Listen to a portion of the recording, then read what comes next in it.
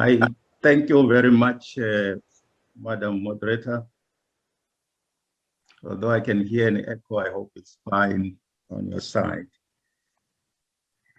Your Excellency, Dr. Rania Al-Mashat, Minister of International Cooperation of the Arab Republic of Egypt, representing the leadership of Egypt, Excellencies, Honorable Ministers, distinguished guests, ladies and gentlemen. I am deeply honored to join you today on the occasion of the inaugural meeting of the Egypt International Cooperation Forum and to deliver some closing remarks after what I know was a fruitful 2 days of action-oriented discussions. While there are reasons to be hopeful as compared to circumstances a year ago, the world still faces an uncertain and uneven response and recovery from the COVID-19 pandemic. The forum's discussions have highlighted the critical role of international development cooperation in addressing the challenges that lie ahead. As discussed also today, we are clearly standing at a critical juncture to confront 3 overarching challenges that require global action. The communique of this first ever International Cooperation Forum concisely pinpoints actions and solutions to address our common challenges. Allow me to highlight 3 of the key salient points that the communique points to. First, delivering more effective and agile multilateral cooperation. I believe this will be critical in reducing the further spread of the virus by making vaccines more broadly available and thus ending this pandemic. Second, getting all relevant stakeholders on board and leveraging their contribution to advance sustainable, equitable, and resilient recovery for all. Third, reinvigorating international cooperation by following up on the commitments embodied in the 2030 and Addis Ababa agendas, the Paris Agreement, and the Sendai framework. Excellencies, advancing these actions is by no means an easy undertaking, given the uneven effects of the pandemic. Developing countries in particular have been severely affected by the disruptions caused by the COVID-19 pandemic, while they also face acute financing constraints to adequately respond and recover. As a result, there is a risk of a lost decade of development for the developing countries. In order to overcome these challenges, we need more international development cooperation, as well as a deepened solidarity among nations as the key ingredients to get back on track and ready the world to respond better to COVID-19 and other emerging global challenges. Through the global collaboration on vaccine development, we have seen that so much can be accomplished, and at a record pace when we work across borders and beyond silos. The same sense of innovation, partnership, and agency that propelled the vaccine development should infuse all of our development cooperation efforts for the wider achievement of the SDGs and sustenance of humanity. Excellencies, for us to realize progress in our development drive, reinvigorated development cooperation, we need to pay special focus on 4 areas. First, we need to translate the idea that no one is safe from COVID-19 until everyone is safe into reality. As a priority, development cooperation policymakers and practitioners should enhance coordination to advance the production, supply, and expeditious distribution of COVID-19 vaccines, treatments, and diagnostics. The vaccines should be treated as a global or public common good to be made available to all who need it very urgently. In addition, we need to strengthen health and social protection systems so as to lay the groundwork for an inclusive and long-term recovery.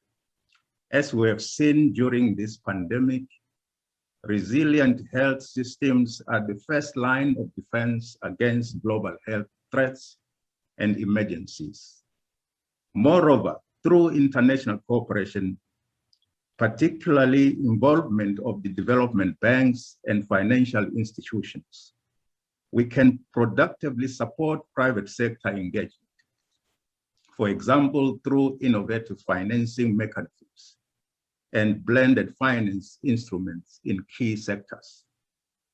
As a result, in the lead up to the 2022 high-level political forum, which UNECOSOC will convene, I intend to convene a special meeting of UNECOSOC to address the COVID-19 consequences. The special meeting will bring governments and other major stakeholders together to assess progress made and options for scaling up universal and equitable access to the life-saving COVID-19 vaccines. Secondly, Your Excellencies, we need to strengthen financing for sustainable development. As the communique of this forum highlights, the financing gap for the SDGs is a staggering $3.7 trillion a year, and it keeps growing as we speak. Stimulus packages and recovery funds have regrettably eluded developing countries where the needs are even greatest and the capacities are the weakest. To tackle this crisis, we need reinforced cooperation and capacity support across all financing sources, including concessional financing as well as debt reduction and relief. We also need to ensure that profits made in developing countries' markets are taxable at source.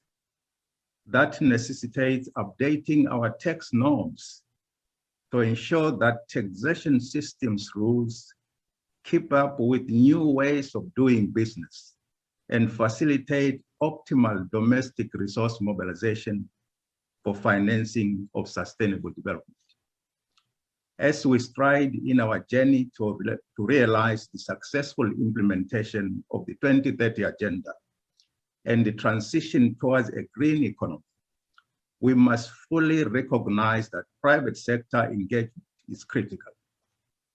I am therefore glad that the communique of this forum rightly highlights infrastructure investment as one of the key areas where additional investment, including from private sources, is urgently needed. The UN, including UNECOSOC, which I'm the president, is taking active steps to support positive private sector engagement, especially with the developing countries.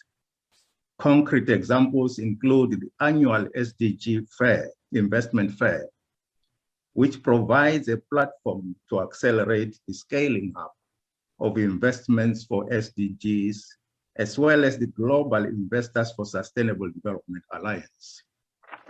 However, we need to equally acknowledge that while the private sector can play an important part in meeting the SDGs, certain sectors require more public financing to address inequalities, social inclusion, and adequate provision of public goods.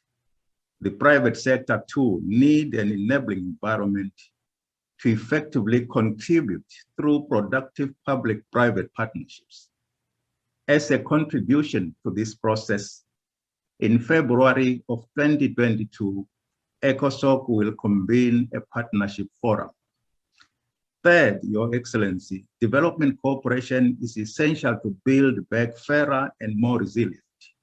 The COVID-19 pandemic has underlined the systemic nature of the risks that we often face in a global, interdependent, and interconnected world.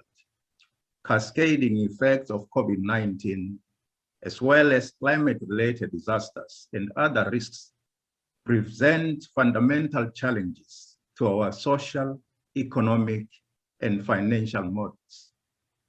The pandemic and climate change need to be tackled together to address widening inequalities. This is a once-in-a-generation opportunity to enhance or embrace policies that tackle multiple risks simultaneously. For example, through climate action, we can help to revive economies and economic packages designed to overcome the COVID-19 crisis in a green and sustainable way for the benefit of all in the longer term. Your Excellencies, to achieve this, countries must do more to meet their ODA and climate finance commitments, as well as build capacities and support the achievement of nationally determined contributions. Achieving climate finance targets, therefore, must not come at the expense of ODA. We must therefore look forward with hope and optimism to tangible outcomes emanating from the COP26 in November. And finally, the pandemic has revealed the importance of technology transfer, knowledge sharing, and support for science, technology, and innovation as enablers and viable means for withstanding crisis. COVID-19 served as a stress test for digital resilience, highlighting particularly the need for development cooperation to support inclusive digital transformations and to ensure that the digital divide does not widen further. For example, enhancing access to digital technology for rural areas and women, as the communique of this forum notes, is a critical avenue to achieve this goal. This requires rapid progress in digitalization and investing in digital infrastructure and skills. It also necessitates greater exchange of technology to ensure access by developing countries to cutting-edge technologies. For Africa, which is my continent as well, in particular, leveraging science, technology, and innovation holds the key to unleash the demographic dividend in our youth population. Excellencies, ladies and gentlemen, in closing, let me refer back to the communique of this first ever Egypt International Cooperation Forum. It rightly recognizes that while the pandemic imposed unprecedented challenges, it also created new opportunities. The multiple challenges we currently face are indeed daunting, but they also present a once-in-a-generation opportunity to build a better, more equitable, and more resilient future based on the reimagined and re-engineered development cooperation. As we move forward, let us embrace these opportunities and work together in an effective and coordinated manner to enable all countries and the peoples that we serve, as well as all the stakeholders, to build back better.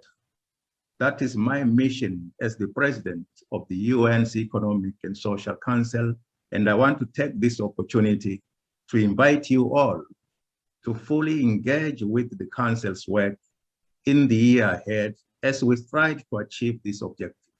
I want to thank you sincerely, Honorable Minister and participants, for your kind attention. I thank you.